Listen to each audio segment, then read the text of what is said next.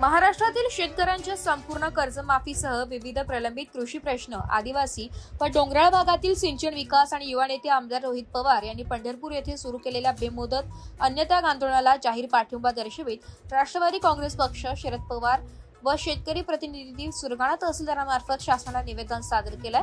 निवेदनात म्हटले आहे की सततची नापिकी, अवकाळी पाऊस, अतिवृष्टी, दुष्काळ, वाढता उत्पादन खर्च, अपुरी सिंचन व्यवस्था, पीक विमा योजनातील त्रुटी आणि कर्जाच्या ओझ्यामुळे राज्यातील शेतकरी गंभीर आर्थिक संकटात सापडलाय।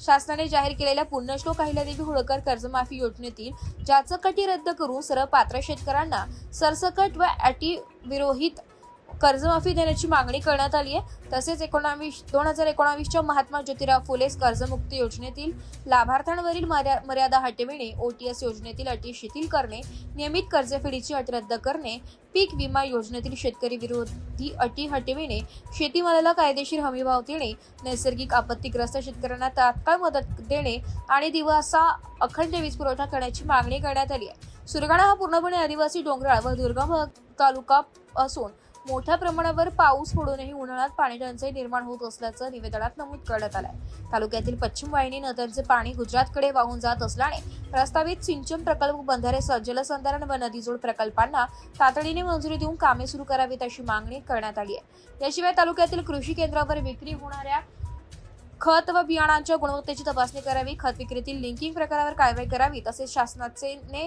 निश्चित केलेले दर फलक सर्व कृषी सेवा केंद्रावर दर्शनी भागात लावणे बंधनकारक करावे।